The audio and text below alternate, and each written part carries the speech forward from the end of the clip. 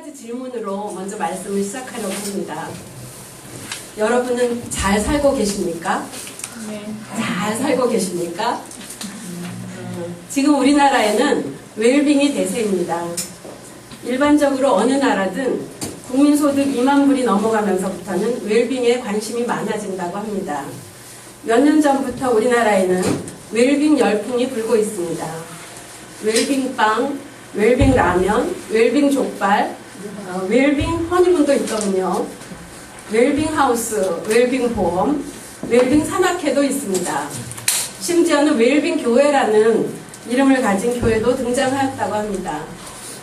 이런 추세라면 앞으로 선교와 관련해서도 아마 웰빙 선교 혹은 웰빙 선교사란 이름이 등장할지도 모르겠습니다. 우리가 잘 알다시피 웰빙의 사전적 의미는 행복, 안녕 혹은 복지를 뜻합니다. 브리테니커 사전을 보니까 웰빙의 뜻은 육체와 정신의 조화를 통해서 삶의 질을 향상하는 것, 이렇게 되어 있습니다. 우리들 선교사와 관련해서 웰빙이란 단어가 어울릴지 모르겠지만 만일 웰빙을 선교사와 연결시켜 본다면 선교사의 웰빙이란 과연 무엇을 뜻하는 것일까? 저는 그렇게 생각해 봅니다. 가끔 저는 저 자신에게 스스로 질문을 해봅니다. 나는 행복한 선교사인가? 하고 말입니다. 우리 졸업생 선교사들로부터 오는 연락을 받거나 또는 메일을 받으면서도 생각해 보곤 합니다. 이분은 행복한 선교사인가? 때로는 우리 48기 훈련생 여러분들이나 또는 GMTC 스태프들과 이야기를 나누면서도 이분은 행복한 선교사인가? 혹은 행복한 사역자인가? 하는 질문을 저 혼자서 던져보곤 합니다. 저는 선교사의 웰빙은 기쁘고 즐거운 헌신과 함께 시작이 되고 또 기쁘고 즐거운 헌신이 지속되는 삶을 사는 것이라고 생각합니다. 우리는 확신 있고 기쁘게 주님의 일에 동참을 하면서 소명을 이루는 삶을 살아야 합니다.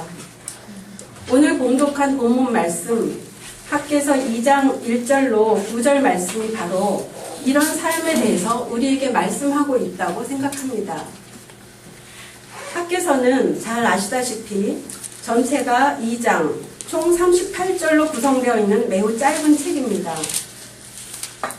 학개서는 바벨론 포로 생활로부터 돌아온 이스라엘 사람들에게 무너졌던 예루살렘 성전을 재건하라는 그러한 하나님의 메시지를 담고 있습니다.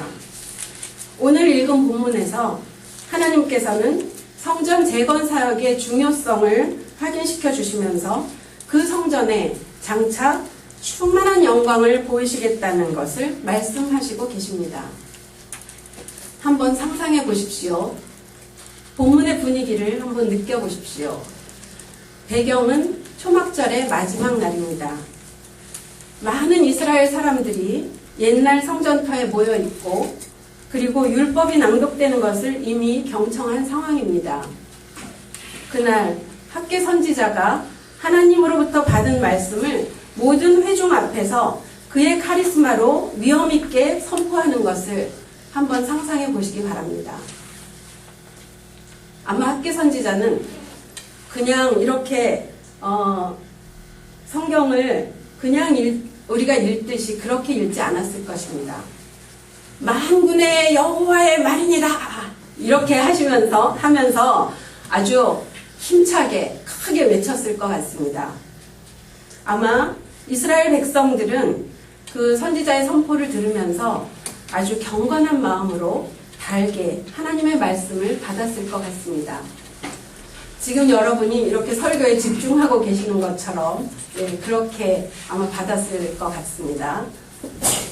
저는 오늘의 본문 말씀이 그 당시 성전을 건축 중인 이스라엘 백성들에게 뿐만 아니라 오늘 이 시대를 살아가면서 하나님께서 주신 소명을 이루어야 하는 우리들에게도 동일하게 주시는 말씀이라고 생각합니다. 하나님께서는 우리들에게 하나님의 선교에 동참하라는 귀중한 사명을 주셨습니다. 그리고 우리는 그 사명을 이루어 나가는 여정 중에 있습니다. 하지만 때로는 우리의 삶에 낙심과 실망이 찾아올 때가 있습니다. 선교사로서 과연 내가 하는 일이 의미가 있는가? 이렇게 사는 것이 잘 사는 것인가? 나는 과연 하나님의 음성을 잘 듣고 이 길을 나섰던 것일까? 혹은 여러분처럼 이렇게 선교 훈련을 받고 계시는 그런 중에도 나 같은 사람이 선교사의 자격이 있을까? 나는 과연 선교사의 길에 들어서서 시작한 일을 계속하며 끝까지 마칠 수 있을까? 그런 생각을 하실 수도 있습니다. 만일 그런 생각을 하시는 분들이 여기에 계시다면 하나님께서 학계 선지자를 통하여 주셨던 오늘의 말씀을 통해서 큰 격려와 힘을 얻게 되시기를 바랍니다. 그리하여 새로운 희망과 용기를 가지고 앞으로 전진할 수 있게 되기를 소망합니다. 본문을 살펴보겠습니다. 이날 백성들은 매우 낙심하고 있는 것을 알 수 있습니다. 또한 하나님이 그들의 낙심한 마음을 인정하시며 공감해 주시는 것을 볼 수 있습니다. 본문 3절과 4절을 보시겠습니다. 너희 가운데 남아있는 자 중에서 이 성전의 이전 영광을 본 자가 누구냐? 이제 이것이 너희에게 어떻게 보이느냐? 이것이 너희 눈에 보잘것없지 아니하냐? 이 성전의 이전 영광이라는 그러한 표현에서 솔로몬 성전이 얼마나 웅장하고 화려했었는지를 짐작해 볼 수 있습니다. 그러나 지금 이들이 짓고 있는 성전의 모습은 초라하고 보잘것없는 것입니다. 오랜 포로 생활로부터 풀려나서 고향에 돌아왔건만 폐허가 된 고향은 피폐할 대로 다 피폐해져 있고 어쩌면 그들은 생존조차 위협을 받고 있는 그런 수준이었을지도 모릅니다. 본문의 상황은 1절에 나와 있는 것처럼 다리오 왕 제2년 7째 달 21일에 선포된 말씀입니다. 태양력의 연도로는 BC 520년에 해당됩니다. 바벨론 군대에 의해서 솔로몬 성전이 약탈되고 파괴된 것이 BC 586년이었으니까 그때로부터 66년이 지난 시점입니다. 그러므로 그곳에 모인 백성들 중에는 옛날 솔로몬 성전의 영화를 기억하는 이들이 생존해 있었을 것입니다. 성경의 다른 부분에서도 이 상황을 뒷받침합니다. 에스라 3장 12절과 13절의 말씀에서 보면 성전의 기초가 놓이던 날 옛 솔로몬 성전을 기억하던 사람들이 큰 소리를 내며 울었다고 되어 있습니다. 대부분의 주석가들은 이들이 감격해서 울었다기보다는 성전을 건설하기 위하여 놓은 기초가 너무나 초라하고 볼품이 없어서 보잘것없어서 울었던 것으로 그렇게 해석을 합니다. 이러한 상황에서 하나님께서는 그들의 낙심한 마음을 인정하십니다. 왜 낙심하느냐고 야단치거나 비난하지 않으십니다. 너희 눈에 보잘것없지 아니하냐 하는 것으로 그들의 슬픈 마음을 공감해주고 계시는 것입니다. 그러면서도 3절과 4절, 5절을 통하여 계속 그들을 격려하십니다. 스스로 굳세게 하며 일하고 또 두려워하지 말라 하는 것으로 격려하십니다. 4절에는 스스로 굳세게 하라는 말이 3번이나 반복해서 나옵니다. 스룹바벨아 스스로 굳세게 할지어다. 여호사닥의 아들 대제사장 여호수아야 스스로 굳세게 할지어다. 이 땅 모든 백성아 스스로 굳세게 하여 일할지어다 라고 반복하여 말씀하십니다. 이어서 5절에서는 두려워하지 말라고 하십니다. 7절에서는 하나님께서 이 성전의 영광이 충만하게 하리라 하고 말씀하시며 또 9절에서는 이 성전의 나중 영광이 이전 영광보다 크리라 이렇게 말씀하십니다. 하나님께서 성전 건축을 하다가 낙심하고 시리에 빠져있는 백성들을 힘차게 격려하시는 것입니다. 이스라엘 백성들에게 성전은 특별한 의미가 있었습니다. 이스라엘 사람들의 모든 삶은 성전을 중심으로 이루어졌습니다. 그리고 그곳은 하나님이 백성들과 만나는 곳이었습니다. 또한 하나님의 임재를 상징하는 곳이었습니다. 뿐만 아니라 이스라엘 백성들이 언약 공동체로서의 과거와 현재 그리고 미래의 맥을 이어가는 상징적인 장소이기도 했습니다. 그러기에 이스라엘 백성들에게 폐허가 된 성전을 재건하는 것은 그 무엇과도 바꿀 수 없는 매우 중요한 일이었습니다. 그러한 상황을 배경으로 하나님께서는 오늘 본문을 통하여 성전 재건을 하고 있는 이스라엘 백성들에게 스스로 굳세게 하여 일하고 두려워하지 말라고 말씀하십니다. 저는 스스로 굳세게 하며 두려워하지 말고 일하라 하는 이 문구를 그 의미를 따라서 기쁘고 즐겁게 헌신하라 하는 것으로 바꾸어서 우리 모두에게 도전하고 싶습니다. 우리의 현재 모습이 외형적으로 볼 때 아무리 초라하고 보잘것없더라도 어쩌면 다른 사람들이 볼 때에도 그렇고 우리 자신이 생각하기에도 앞이 안 보이는 것 같아서 때로는 현실이 버겁게 여겨질지라도 또 낙심이 되더라도 오늘 주시는 말씀을 기억하면서 우리의 헌신의 자세를 가다듬을 수 있어야 할 것입니다. 그렇다면 왜 우리가 기쁘고 즐겁게 헌신할 수 있는 것입니까? 우리가 선교사로서 기쁘고 즐겁게 헌신해야 할 이유가 무엇입니까? 본문으로부터 세 가지의 이유를 찾아볼 수 있습니다. 첫 번째 이유입니다. 그것은 여호와 하나님이 우리와 함께 하시기 때문입니다. 본문 2장 4절부터 5절 말씀을 보시겠습니다. 4절 말씀에는 두려워하지 말라고 하시면서 후반부에 내가 너희와 함께 하노라 만군의 여호와의 말씀이니라 라고 되어 있습니다.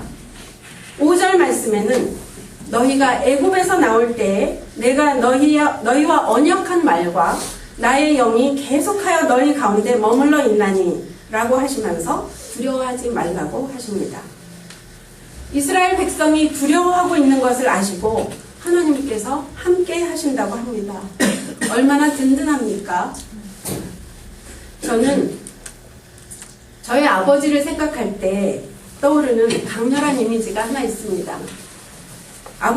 아버지가 갖고 계시는 그 자전거와 함께 안도감을 느꼈던 그런 마음입니다. 어린 시절 저희 아버지는 항상 자전거를 애용하셨습니다. 아버지는 육군 장교 출신으로 매우 절도가 있고 바른 생활을 강조하시는 분이셨습니다. 원칙에 충실하셨습니다. 그래서 교회에서도 저희 아버지는 호랑이 장로님으로 통하였고 또 저희 자녀들에게도 매우 엄격한 그런 기준을 요구하셨습니다. 그래서 일남삼녀 저희 형제들은 어린 시절에 한 사람이 잘못을 하더라도 4명 모두 단체로 반성문을 쓰기도 하고 또 단체로 대청마루에 서서 타임아웃으로 벌을 받기도 했습니다. 때로는 제 잘못이 없는데도 단체로 벌 받던 것이 억울하기도 했습니다. 그래서 지금도 저희 형제들이 아버지와 함께 모일 때면 그 당시 벌 받던 이야기를 하기도 합니다. 그런 엄하신 아버지였음에도 불구하고 저는 저희 아버지를 매우 사랑이 많으시고 그리고 따뜻하신 분으로 기억을 합니다. 특별히 아버지의 자전거와 함께 그런 마음이 느껴집니다. 아버지의 자전거는 짐 싣는 뒷칸이 있는 커다란 자전거였습니다. 제가 자라던 어린 시절은 우리나라 전체가 가난하던 1960년대였는데 저희 주변에는 자가용 있는 가정은 거의 없었습니다. 아버지는 늘 자전거로 이동을 하셨습니다. 아버지는 먼 거리를 이동할 때면 자전거 뒷칸에 저희들을 자주 태워주시곤 하셨습니다. 제가 고등학교 때는 거의 매일 저를 태워주셨던 것을 기억합니다. 그때는 제가 대학 입학시험을 준비하던 때였습니다. 주중에 밤늦게까지 학교에서 야간 자율학습을 할 때 혹은 주말에 도서관에서 공부하다가 집에 갈 시간이면 언제나 어김없이 아버지가 저를 데리러 오곤 하셨습니다. 학교에서 저희 집까지는 지름길로 걸어서 한 20분 걸렸고 제가 공부하던 도서관에서도 한 20여 분 걸렸습니다. 그때만 해도 저희가 살던 동네 경기도 포천에는 가로등이 큰 도로에만 띄엄띄엄 있어서 제가 다니던 지름길은 밤이면 칠흑같이 캄캄했습니다. 혼자서 그 길로 집에 돌아오려면 혹시라도 치안이라도 나타날까 너무 무서워서 숨을 죽이며 종종 걸음을 쳐야 했을 상황이었습니다. 그런데 밤마다 자전거를 타고 데리러 오시는 아버지 덕분에 저는 걱정 없이 마음을 푹 놓고 공부할 수 있었습니다. 아버지와 함께 집으로 돌아오는 길은 여전히 변함없이 깜깜한 밤길이었지만 얼마나 마음이 안심이 되었는지 모르겠습니다. 아무리 칠흑같이 어두운 밤이어도 아버지와 함께 가니까 아무것도 두렵지 않았습니다. 그런데 오늘 본문에서 하나님은 이스라엘 백성과 함께 하시겠다고 말씀하십니다. 만군의 여호와이신 하나님 아버지께서 이스라엘 백성과 동행하겠다고 하십니다. 잠시만이 아니라 계속하여 머물러 있겠다고 하십니다. 5절 말씀에 너희가 애굽에서 나올 때 너희와 언약한 말이라는 것으로 조상들과 맺은 하나님의 언약을 상기시키면서 계속하여 너희 가운데 머물겠다 라고 하십니다. 이스라엘이 지난 수백 년 동안 온갖 죄악을 다 저질렀음에도 불구하고 하나님은 아직도 그들을 언약 백성으로 대하고 계시는 것입니다. 참으로 엄청난 축복입니다. 그리고 이 축복은 또 저희와 함께 있습니다. 이제는 늙고 힘이 없어서 요양원에 계실 수밖에 없는 제 육신의 아버지가 캄캄한 밤 무서워 떨던 저를 자전거로 데리러 오시는 것만으로도 너무나 안심이 되던 저의 귀갓길을 생각할진데 만군의 하나님 여호와께서 계속하여 저희 가운데 머물러 계시며 함께 하신다는 말씀은 얼마나 든든하며 얼마나 격려가 되는 말씀입니까? 오늘날 우리 선교사들은 이스라엘 백성처럼 동일하게 이 땅에 하나님의 나라를 건설하는데 부름을 받았습니다. 처음부터 우리를 부르신 하나님께서 신실하게 항상 동행하시니 아무것도 염려하거나 두려워할 것이 없을 것입니다. 우리가 기쁘고 즐겁게 헌신할 수 있는 두 번째 이유가 있습니다. 그것은 하나님께서 우리에게 일을 하라고 말씀만 하시는데 그치지 않으시고 친히 일하실 것이기 때문입니다. 6절부터 7절 말씀에서 살펴볼 수 있습니다. 6절 말씀에는 조금 있으면 내가 하늘과 땅과 바다와 육지를 진동시키겠다 이렇게 말씀하십니다. 7절 말씀에는 모든 나라를 진동시킬 것이며 모든 나라의 보배가 이르리니 내가 이 성전에 영광이 충만하게 하리라 이렇게 말씀하십니다. 일하시는 주체가 되시는 분이 여호와 하나님이십니다. 여호와 하나님은 고정적으로 가만히 앉아 계시기만 한 것이 아닙니다. 성전 재건을 위하여 하늘과 땅과 바다와 모든 육지를 진동시켜 힘차게 일하시는 역동적인 하나님이십니다. 하나님께서 친히 일하셔서 성전을 영광으로 충만하게 하실 것이다. 이렇게 말씀하십니다. 하나님이 언제 일하십니까? 여기에서 우리는 6절 말씀 중에 조금 있으면에 주목해 볼 수 있습니다. 이 부분이 영어 성경에는 in a little while 이라고 되어 있고 스페인어 성경에는 dentro de muy poco라고 되어 있습니다. 그야말로 조금 있으면 이라는 뜻입니다. 이 말씀의 시점에 대해서 어떤 학자들은 종말론적인 관점으로 이야기하기도 합니다. 하나님께는 천년이 하루와 같기 때문에 훗날 여호와의 날이 도래할 시점인 먼 미래에 있을 일이다. 이렇게 해석하는 사람들도 있습니다. 그러나 많은 경우에 본문 말씀의 정황으로 살펴보아서 머지않은 미래, 즉 성전의 건축과 관련하여 있을 일이라는 해석이 대세입니다. 그렇게 해석할 수 있는 근거는 히브리어 단어 때문입니다. 저는 히브리어를 잘 모르지만 여기에서 7절 말씀에 나와 있는 이 성전에 영광이 충만하게 하리라 하는데 쓰인 히브리어 단어가 하나님의 임재와 연관돼서 자주 사용되는 단어이기 때문이라고 합니다. 히브리어를 잘 아시는 분들 그렇습니까? 저도 이 해석에 동감합니다. 지금 재건되고 있는 성전이 외형적으로 볼 때는 비록 화려한 은과 금, 보석으로 치장되지 못하였지만 하나님이 친히 일하셔서 성전의 영광을 충만하게 하실 것입니다. 그러므로 우리는 하나님께서 우리에게 맡기신 하나님의 사역을 할 때 우리의 능력이 보잘것없고 또 우리가 하는 일 또한 너무 미미하다고 그렇게 느껴질지라도 하나님께서 친히 일하실 것이며 또 열매를 맺게 하시고 영광을 나타내시리라는 것을 믿어야 합니다. 다음은 우리가 기쁘고 즐겁게 헌신할 수 있는 세 번째 이유입니다. 그것은 여호와 하나님이 필요를 알고 계시고 또 공급하실 것이기 때문입니다. 8절과 9절 말씀을 보십시오. 8절 말씀에는 은도 내 것이요 금도 내 것이니라 이렇게 되어 있습니다. 9절 말씀 후반부에는 내가 이곳에 평강을 주리라고 말씀하셨습니다. 이스라엘 백성들은 새 성전을 건축하기 위해서 솔로몬의 옛 성전에서처럼 은도 필요하고 금도 필요하였습니다. 본문 3절 말씀에서 이미 살펴본 바와 같이 이스라엘 백성들은 보잘것없는 현재의 성전 모습을 슬퍼하고 있습니다. 은과 금으로 화려하게 장식하지 못한 것을 슬퍼하고 있는 것입니다.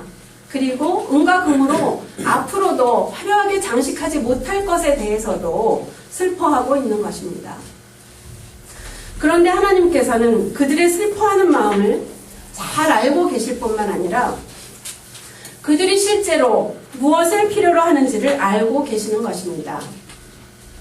그리하여 이 세상의 은과 금이 모두 하나님의 소유임을 말씀하십니다. 그러니 걱정하지 말라는 것입니다. 물질뿐만 아니라 평강의 축복까지 주시겠다고 하십니다. 죄송합니다.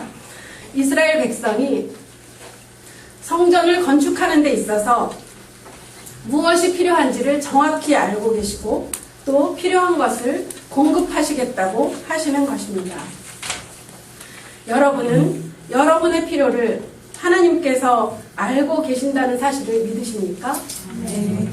그리고 하나님께서 그 필요를 공급하신다는 것을 믿으십니까? 네. 하나님께서 이스라엘 백성에게 성전 건축을 명하신 것처럼 우리를 하나님의 나라를 세우고 확장하는 일에 부르셨습니다. 하나님께서 우리들의 필요를 잘 알고 계시고 또 그 필요를 공급하실 것입니다. 지금까지 우리는 우리가 왜 기쁘고 즐겁게 헌신하여야 하는가 하는 것에 대해서 세 가지 이유들로 본문 말씀을 살펴보았습니다. 그런데 오늘 우리들의 상황은 어떻습니까? 혹시 이스라엘 백성들처럼 미래가 보이지 않는 암담한 현실 때문에 낙심하고 계시는 분은 여기 안 계십니까? 후원교회나 화성교회가 없고 후원자들이 안 계셔서 혹은 곁에서 지지해 주시는 그러한 동역자들이 안 계셔서 외롭고 힘든 분들은 안 계십니까? 사명은 받았지만 과연 내가 감당할 수 있는 능력이 있는가 하는 것 때문에 두려워하고 계시는 분은 안 계십니까? 늘 보채고 자주 아픈 아기들 때문에 훈련 중에도 하고 싶은 공부를 마음대로 할 수 없는데 이런 상태로 제대로 훈련받고 제대로 된 사역자가 될 수 있을까 하고 낙심하시는 분들은 안 계십니까? 또 선교지로 돌아가게 된다면 더욱 큰 어려움들을 마주하게 될지도 모른다는 사실이 배드뉴스입니다. 며칠 전에 한 졸업생 선교사는 제게 이메일을 보내오면서 48기 훈련생들에게 꼭 한마디 전해달라고 덧붙였습니다. 그때가 좋았다고. 그때가 좋았다고. 그렇게 말입니다. 그래서 제가 지금 여러분에게 그 말씀을 드리는 겁니다. 지금 이때가 좋은 때라고요. 아마 그 선교사가 이 말을 꼭 전해달라고 하는 데는 여러 가지 이유가 있을 것입니다. 아마 그런 이유들 중에 제 생각에는 그 졸업생 선교사가 자신이 훈련받던 시절과 현재 사역지에서의 삶을 비교해서 볼 때 선교지에서 겪는 크고 작은 어려움을 통과하고 있는 현재의 삶이 상대적으로 훨씬 힘들다는 그러한 것을 표현하고 싶어 하는 것이다. 그렇게 저는 생각합니다. 저는 올해로 선교사가 된 지 꼭 만 20년이 됩니다. 1994년도에 에콰도르에서 저의 선교사로서의 인생을 시작으로 지금 현재 GMTC에서 선교사들을 훈련하는 데 이르기까지 시간이 참 빨리도 흘러간 것 같습니다. 돌이켜보면 그 사이에 참 많은 일들이 있었습니다. 저도 여기에 계시는 대부분의 분들과 같이 저희 아이들이 아직 어렸던 시절 큰아들이 4살 반, 둘째 아들이 1살 반일 때 남편과 함께 선교지로 갔습니다. 햇병아리 초년병 선교사로서 1년여가 지난 시점이었습니다. 이제 새로운 환경에 보다 익숙해지고 스페인어도 좀 귀가 뚫려가기 시작해서 초기 사역을 막 시작할 무렵이었습니다.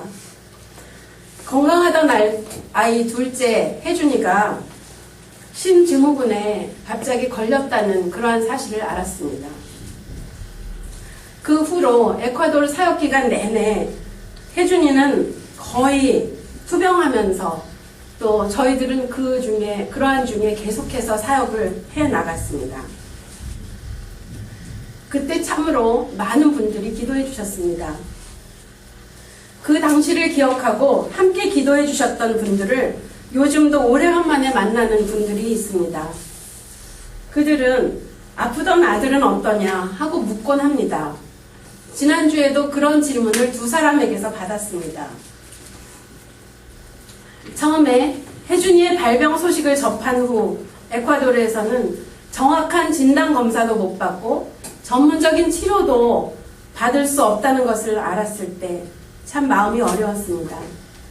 그런 상황에서 혜준이는 전신이 퉁퉁 부어오르고 면역성이 떨어져 있으니까 늘상 감기를 달고 살아서 학교에 빠지는 일이 허다하고 또 저의 아침 일과는 잠자리에서 일어난 혜준이의 소변을 채취해서 단백뇨가 얼마나 검출되었는지를 측정하는 일로 시작해야 하는 그런 일상을 살아야 했었습니다. 그때 저의 마음은 참 어려웠습니다. 그러면서도 사역을 계속했습니다. 그때 한동안 제 마음속에는 풀리지 않는 의문이 있었습니다. 나는 한국에서 보장되어 있는 좋은 자리 다 내려놓고 하나님께 순종해서 이곳까지 왔는데 하나님은 왜 이런 일을 나에게 허락하시는가? 낙심한 마음이 있었습니다. 날이면 날마다 아픈 중에 있는 아이를 보며 안쓰럽기도 하고 제대로 의료 서비스를 받을 수 없는 것이 답답하기도 했습니다. 그렇다고 머나먼 에콰도르 땅에서 한국으로 돌아오기에는 너무나 많은 비용과 시간이 걸렸고 설사 돌아온다고 한들 혜준이가 즉시 나을 수 있다는 보장도 없었습니다. 그러한 상황에서도 하나님께서 인도해 주시는 사역의 범위는 점점 확장되어 갔습니다.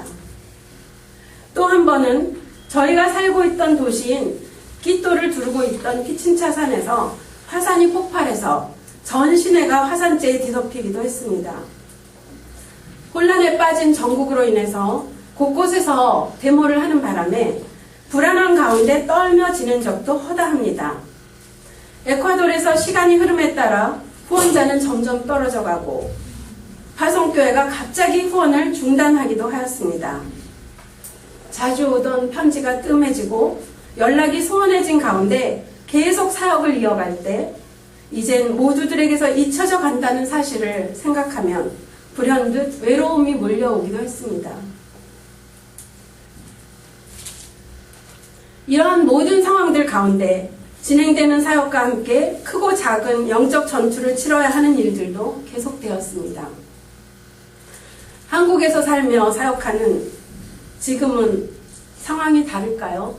저의 선교사로서의 삶은 계속 이어집니다. 선교사의 길은 세상의 명예와 높은 연봉 혹은 눈에 보이는 풍요로움과는 거리가 먼 고독한 길입니다. 그러면서도 끊임없이 하나님의 사역자임을 확인해가며 그 정체성을 견고히 해가는 가운데 소명을 따라 살아야 하는 사람들이 바로 선교사입니다. 여러분과 저인 것입니다. 그러나 굿뉴스가 있습니다. 아니, 그것은 단지 굿뉴스 정도가 아니라 최고의 뉴스, 즉 베스트 뉴스입니다. 그것은 선교사로 20년을 보낸 저의 고백이기도 합니다. 그러한 배드뉴스의 상황들 가운데서도 하나님께서는 당신이 부르시고 소명을 맡기신 당신의 사람들과 함께 동행하시며 친히 일하시며 모든 필요를 다 아시고 공급하신다는 사실입니다. 당신이 맡기신 하나님 나라 건설을 위하여 충만한 영광으로 채우시고 이전보다 더 큰 영광을 보이실 것이라는 것입니다. 어떤 영광은 기도응답을 통해서 즉시 주시기도 하셨습니다.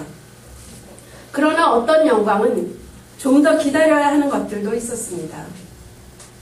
어떤 영광은 제가 아직 경험하지 못한 것들도 많이 있을 것입니다.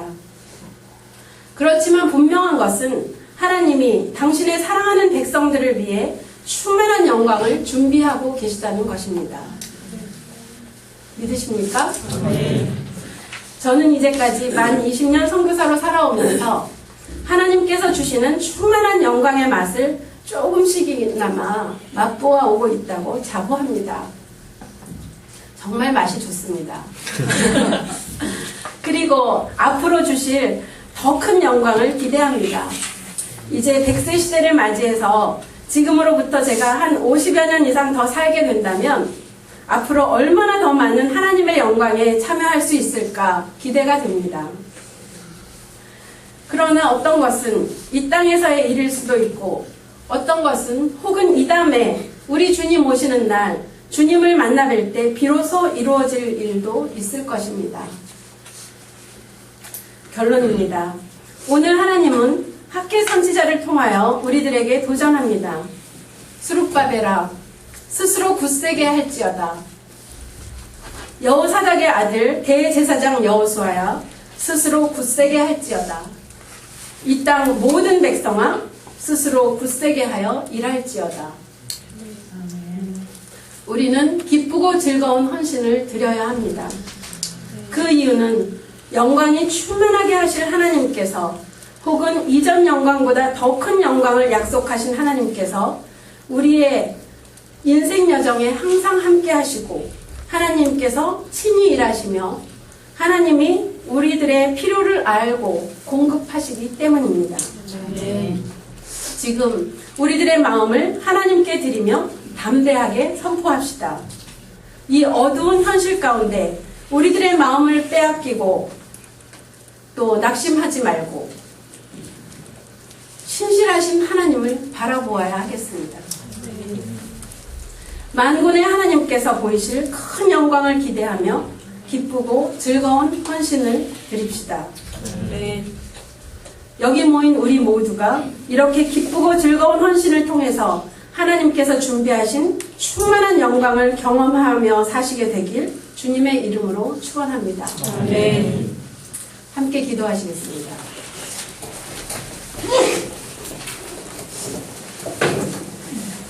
사랑하는 하나님 아버지, 오늘 제가 부족하지만 주님께서 주신 귀한 말씀을 함께 나눌 수 있는 은혜를 주셔서 참으로 감사합니다.